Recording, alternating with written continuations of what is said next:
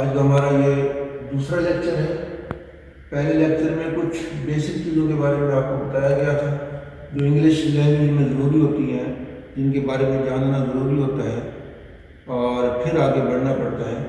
آج کا جو ہمارا دوسرا لیکچر ہے وہ اب ہم اپنے کام کی طرف آغاز کرتے ہیں۔ تو اس میں کیونکہ ہمارے چینل کا تعلق انگلش لینگویج لرننگ سے ہے، انگلش لینگویج لرننگ میں جو آپ کی ڈیفیکلٹی والے ایریاز ہیں، جہاں پہ آپ کو ڈیفیکلٹی پیش آتی ہے، آپ محسوس کرتے ہیں، جب وہ رائٹنگ سے متعلق ہو، انگلش اسپیکنگ سے متعلق ہو، انگلش کو لکھنے سے متعلق ہو یا سیکھنے سے متعلق ہو، کہیں بھی جو بھی آپ کا ایریا، انشاءاللہ تمام ایریاز کو ہم سامنے لے کے آئیں گے۔ اور آپ کو پہلی ویڈیو میں بتایا گیا تھا کہ واٹس ایپ نمبر دیا گیا، اس پہ آپ رابطہ کر سکتے ہیں، بتا سکتے ہیں اپنے ایریاز، اور ہم پھر اس کو ویڈیو کے ذریعے آپ تک بھیج دیں گے۔ تو اس کے لیے آپ ہمارا چینل سبسکرائب بھی کریں اور بیل آئیکن کو لازمی پریس کریں تاکہ نئی ویڈیوز آپ تک پہنچ سکیں۔ تو آج کا جو ہمارا دوسرا لیکچر ہے وہ انگلش گرامر کے بارے میں ہے۔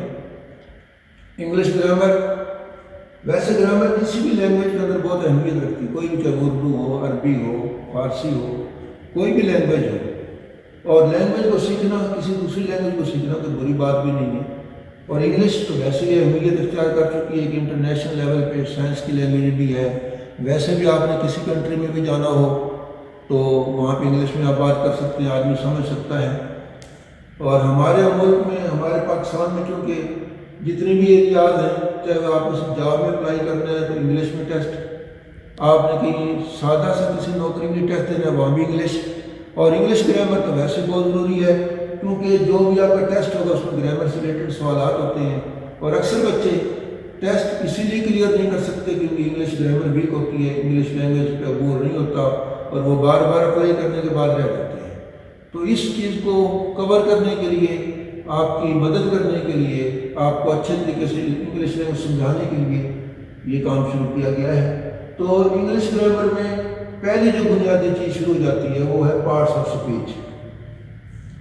ان کا پتہ ہونا چاہیے کہ انگلش لینگویج کون کون سی چیزوں کے گرد گھومتی ہے، کن کن چیزوں پہ ڈیپینڈ کرتی ہے، کن کن باتوں پہ آپ کو عبور حاصل ہونا ضروری ہے تاکہ آپ انگلش کو سمجھ بھی سکیں، اس کو بول بھی سکیں، اس کو لکھ بھی سکیں۔ تو آج ہم اپنی اس ویڈیو میں، اپنے اس لیکچر میں پارٹس آف اسپیچ کے بارے میں بات کرتے ہیں۔ آپ ان کو یاد کرنا ہے۔ اب یہ جو پارٹس آف اسپیچ ہیں، یہ ویسے تو بیسیکلی دوسری تیسری کے اسٹوڈنٹس کو تیار ہونی چاہیے، آج کا جو سلیبس ہے، لیکن میٹرک، ایف اے، بی اے اس میں استعمال ہوتی ہیں۔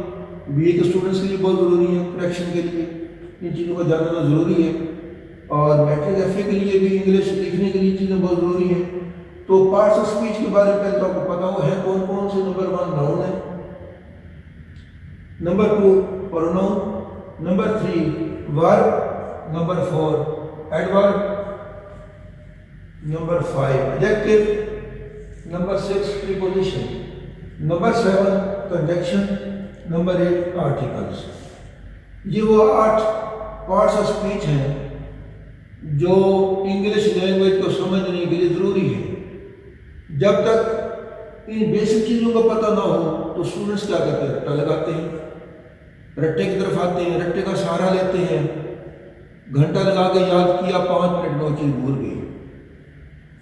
تو اس سے بہتر ہے، اس مشکل سے بچنے کے لیے آپ آدھا گھنٹہ ان چیزوں پہ لگائیں، گھنٹہ لگائیں، پورا دن لگائیں، اس کے بعد انگلش لینگویج میں آسانی فیل کریں۔ جو فکر دماغ میں ہے بول دیا، جو ذہن میں ہے لکھ دیا، وہ مشکل ہی نہیں رہے گی آپ کے لیے۔ ہمارے عالمیہ یہ ہے کہ بی اے کا اسٹوڈنٹ سے بیچارہ رٹا لگاتا ہے، پورے صفحے کو 2 پیج کو رٹا لگاتا ہے، بار بار لکھتا ہے، لیکن مسٹیکس سمجھ نہیں ہے، گرامر کا پتہ نہیں ہے، رولز کا پتہ نہیں ہے، فکرہ جو آیا دل میں لکھتا گیا، پاسٹ کو، فیوچر کو، پریزنٹ کو، سب کو مکس کرتا گیا، لکھتا گیا، کوئی پتہ نہیں چلتا کہ زبان میں لکھا ہوا ہے۔ پریسی، بی اے میں پریسی کا سبجیکٹ ہوتا ہے، ایک سوال ہوتا ہے، کوسچن ہوتا ہے پیپر میں، اور وہ پریسی کا سارا تعلق گرامر سے، جب تک سمجھ نہیں آپ نہیں لکھ سکتے۔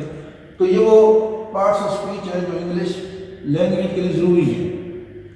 اب نیکسٹ ویڈیو میں ہم انشاءاللہ ان کے بارے میں فردن ناؤن کے بارے میں، پروناؤن، ورب، ایڈورب، سب کے بارے میں الگ الگ لیکچر دیں گے، آپ کو مثال کے ذریعے سمجھائیں گے، مثال کے ذریعے ایکسرسائز بھی دیں گے، آپ نے ان کو حل بھی کرنا ہے، اور اس طریقے سے آپ کو سمجھ انشاءاللہ اچھی طریقے سے آئے گی۔ تو باقی انشاءاللہ جو نون کے بارے میں اگلی ویڈیو میں ہم اس کی وضاحت کریں گے، ایک ایک تمام ویڈیوز کے اندر ان تمام پارٹس کی وضاحت کریں گے۔ اس کے بعد ساتھ ساتھ جو رائٹنگ سکل ہے اس پہ لازمی فوکس کریں گے۔ جو اسٹوڈنٹس کے ویک ایریاز ہوتے ہیں جہاں پہ وہ مسٹیکس زیادہ کرتے ہیں، مسٹیک کی وجہ ان کا قصور بھی نہیں ہوتا، ان کو بچپن سے چیزیں گائیڈ نہیں کیا گیا ہوتا، بتایا نہیں گیا ہوتا آپ نے کیسے لکھنا ہے، اس کا طریقہ کار نہیں بتایا، وہ بیچارے جیسے دن میں لکھنا شروع کر دیتے ہیں اور پھر اسی طرح وہ بڑے ہو جاتے ہیں، اسی چیز پہ چلنا شروع کر دیتے ہیں۔ تو وہ ایریاز جہاں اسٹوڈنٹس مسٹیک کرتے ہیں لکھنے میں، بولنے میں، ساتھ ساتھ ہم وہ بھی ڈیلی کچھ ایسے الفاظ ہوں گے جو روزمرہ زندگی میں ہم غلط بول جاتے ہیں، تو اس پہ ہم ڈیلی وہ الفاظ یہاں پہ زیر بحث لایا کریں گے اور ان کو لکھ کے آپ کی رہنمائی کیا کریں گے۔ شکریہ۔